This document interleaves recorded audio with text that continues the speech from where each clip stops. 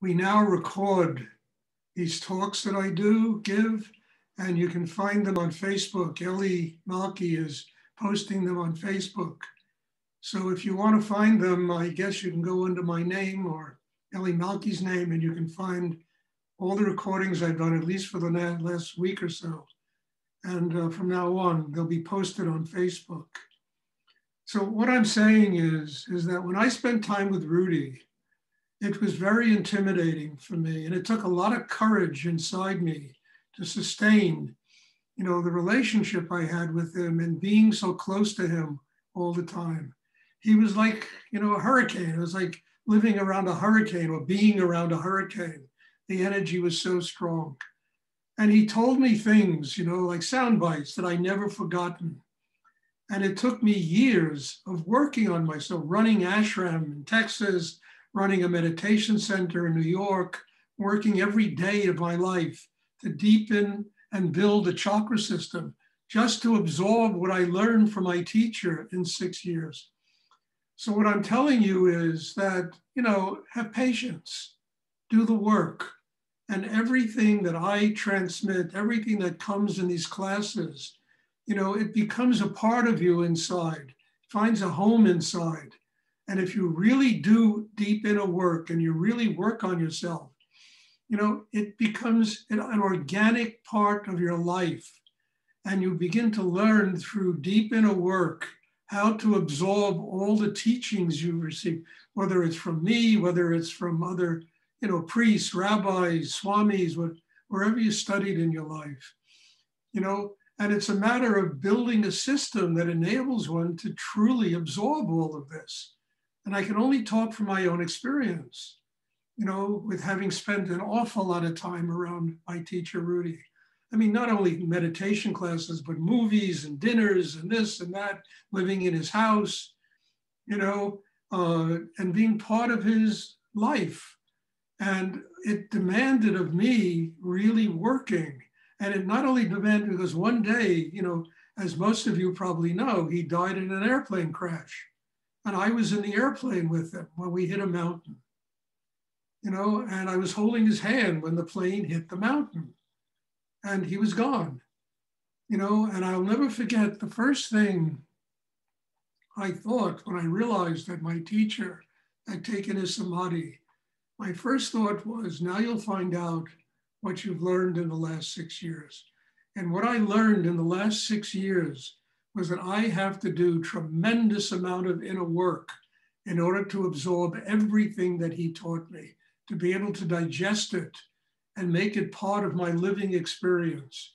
And it inspired me, instead of turning me off, and oh my God, this is impossible, how can I do it? It inspired me to take huge situations on my shoulders because they demanded that kind of inner work, just to absorb everything that he gave to me in those 6 years, that he miraculously gave to me in those 6 years. Not only did he give me my life when I first met him, he gave me my life in that airplane crash. He passed his soul into my being, and it's the only reason I'm frankly alive today and doing what I do.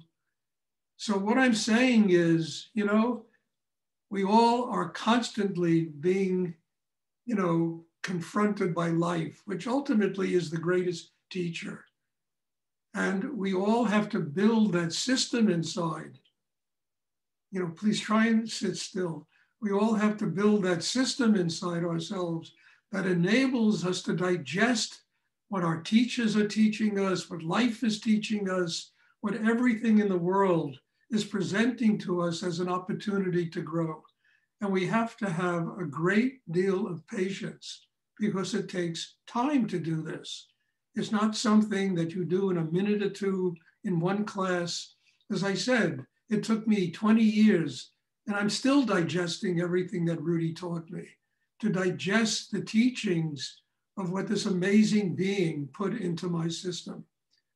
And, and all of you are in a very similar situation, because when I talk and I teach, it's not me doing it. It's Nityananda, it's Rudy, it's who knows, it's teachers from the cosmos that come through, and they present an opportunity for all of us, including myself, to receive Shakti, to grow, to build a chakra system, to truly develop an inner life, that enables us to digest that everything the universe is trying to teach us.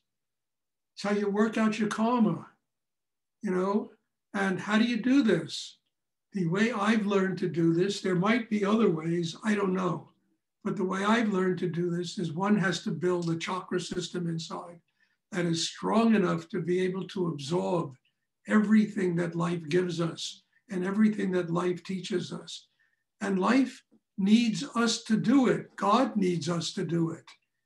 We're here to use our will, not to control other people, not to, promote ego in the world, but to truly build an inner life that enables us to digest everything that God wants to teach us as we live on this planet. And if I learned anything from Rudy, it was that work brings more work. He used to say this all the time, because it was only through doing that inner work, taking huge responsibilities on my shoulders, that I worked deep enough inside myself to build the kind of system that was able to digest what I was being taught as a young man.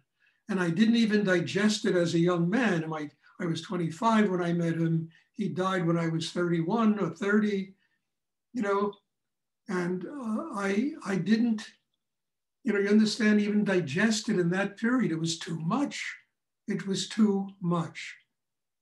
But in the years that followed it, I never stopped doing my inner work. I sustained it over, God knows, it's 40, 50 years now that I've been doing it. And that sustenance, that sustaining of the inner work enabled all of those teachings to become not something I know in my head, but a reality of living experience, which is what real spiritual teachings are supposed to do. Not that you know about all the gods and the cosmos and this and that and the whole, it doesn't amount to anything. What amounts to something is that it becomes living experience. Then you learn what all these great teachers have been talking about for thousands and thousands of years. And how do you do this? As I say, I have learned through development of a chakra system, one builds an inner life that is strong enough to do what I'm talking about. And I'm not saying this because I read it somewhere in a book. It's been the voyage of my life. It's how I've lived my life. And even early on, I knew I had to build a system that could absorb everything that Rudy had taught me when I was a young man. And then everything that I learned from life subsequent to Rudy. When Rudy took his samadhi and Rudy passed on, I had to open it, and life became this unbelievable teacher. And I think we all have systems like that in us, and we all have to learn where to, focus our energy and where to build an inner life that will enable us to deal with everything we have to deal with that life presents us, every day.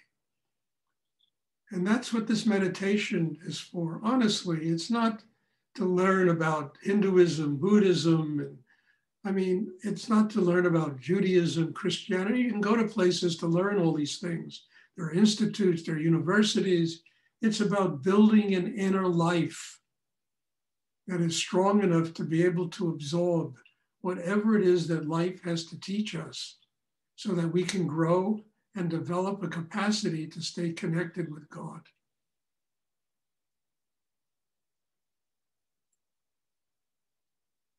So please now, everyone, we'll have a meditation class. And if anyone has a question,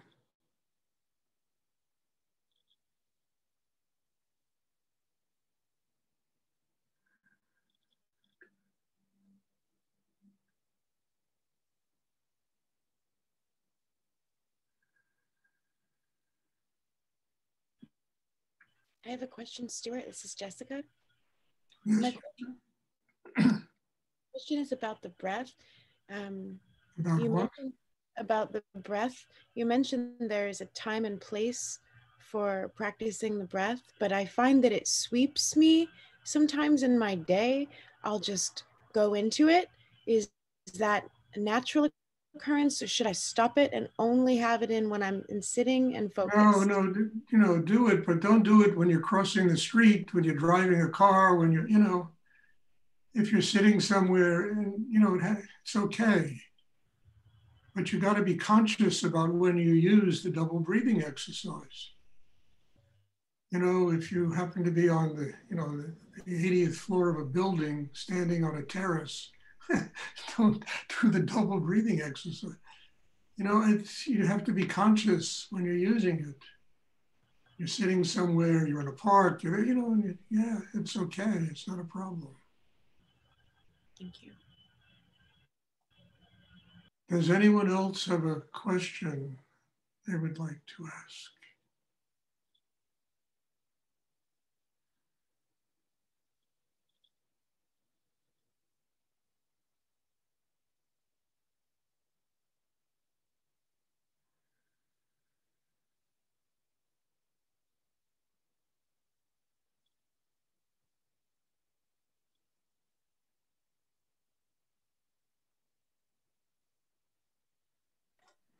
I have a question, Stuart. Yes. During the meditation, I could feel that I wanted to scratch me some places, or I could felt sudden uncomfortable feelings within my body. Mm-hmm. But I continued to sit in my position. And I could even started to feel that I was freezing, and I tried to use the breathing and the feeling of getting more inside myself to make warmth, kind of, and it kind of worked.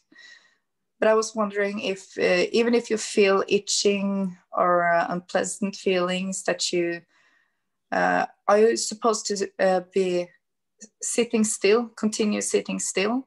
Is it natural? Yeah, if you're centered in the third chakra, right below the navel, and you have itching, you have things, you will have the focus and the ability to detach yourself from it, and it won't bother you. So the whole point is that when you have all these things that take place, that you want to look around the room, we feel itching, we have a little discomfort. The whole point is to get more centered inside. And when you get more centered inside, you become a master of your inner self, and you know how to detach it. You learn how to get strong enough to detach yourself from all these petty annoyances that drive people crazy all day,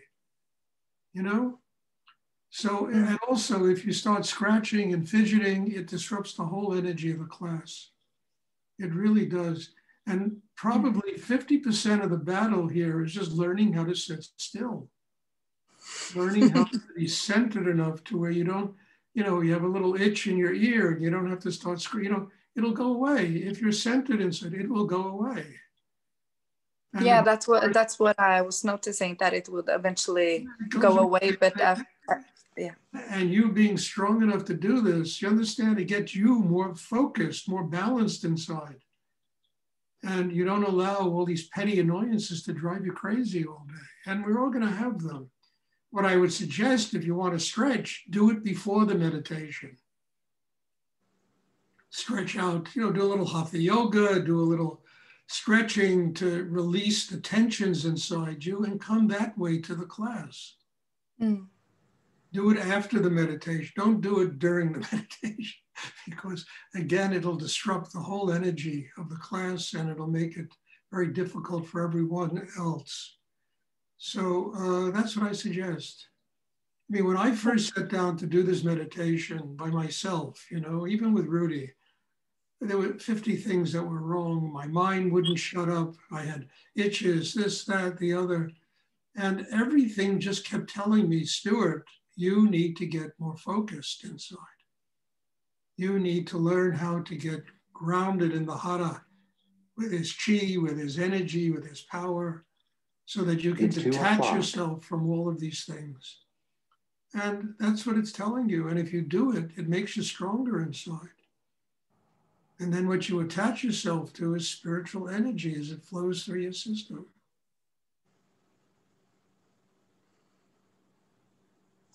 Thank you. Yeah, that was very good advice. You're welcome. And yeah, I also have to say that when I let those feelings of itching pass, let them go, I kind of feel like it's coming more up of those kind of distractions. Well, they will come, I promise you. I've been doing this a lot longer than you, and they still come to me. I don't get involved with them. It's like birds in the trees, they sing and, you don't get involved. It's just traffic in the streets, you stay centered inside. That gives you the balance to deal with your karma. And they're going to be much more annoyances in your day-to-day karma, going to work, whatever it is, than there's going to be with an itch in a meditation class. And if you're grounded inside, you can deal with all that stuff, It doesn't throw you a balance. It doesn't make you crazy, you just detach yourself from it. Does anyone else have a question? Thank you, Stuart. The worst thing that should happen to anybody in their day is they have an itch. That should be the utmost of what you have to deal with. You have a pretty good day. Does anyone else have a question? You're welcome, dear. I'm happy to see you in class. It's very nice that you're here. Does anyone else have a question they would like to ask? Somebody sent me an email yesterday that was, I don't know how people understand in their hearts how to approach a spiritual teacher. And somebody sent me an email that was really terrible. They started it, hey, I want to go to your class. What should I do? I want to try one of your classes. What should you don't approach even your worst enemy that way. It has to be a little graciousness. I found out about your classes from so-and-so. I'm interested in learning what you teach, and it's the first way, if you ever have people that want to come and they do this hey thing, I want to try it's the fastest way to lose me and not really welcome them to come here. I mean this. It's such bad taste. Because people should say, look, I've heard about what you do. I'm interested in finding out. I'm interested in a spiritual life. Something with a little humanity and dignity in it, not, hey, I want to try you out. I'm not a sweater, So I just got an email like that yesterday. I used to get emails like that a lot years ago, from very unconscious people. And it's not good taste. It's not a way to approach somebody who can possibly give you a spiritual life. So if you know anyone, they want to come, just tell them to do it with respect, do it with a little humanity and humility and dignity. And it'd never be a problem for anybody attending these classes, unless they treat it cheaply, and I'm not interested. Does anyone else have a question they would like to ask?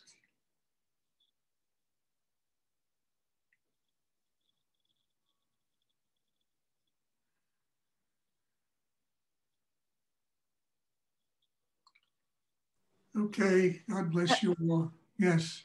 Actually, I have one more. Do you have any recommendation of what the person should do after meditation?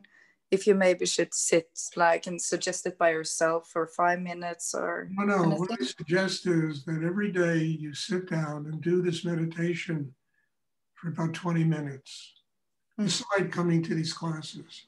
That'll give you the training about how to do it independently. You should get a picture of a teacher, a guru, or somebody sitting in a state of meditation. It could be myself, it could be my teacher, it could be it could be the Buddha, it could be Christ.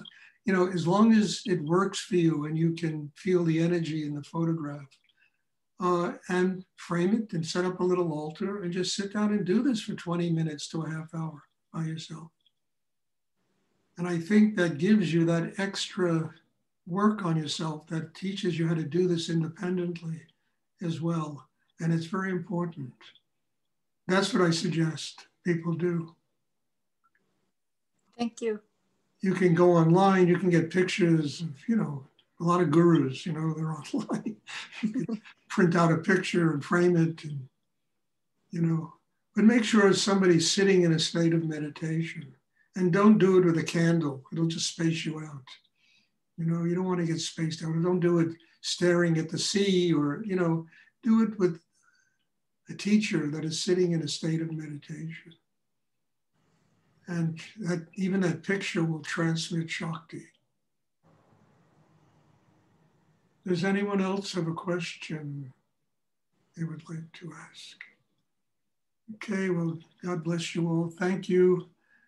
And I always tell people that these classes are very valuable to me, and I just am very grateful that you all come, and not only come, but you come again and again, and it shows me a real need that people have to learn what I have to teach and to build a spiritual life. God bless you all. There'll be a class on Sunday, and I'm looking forward to seeing everybody. Thank you. Bless you. Thank you. Thank you, Stuart. Thank you.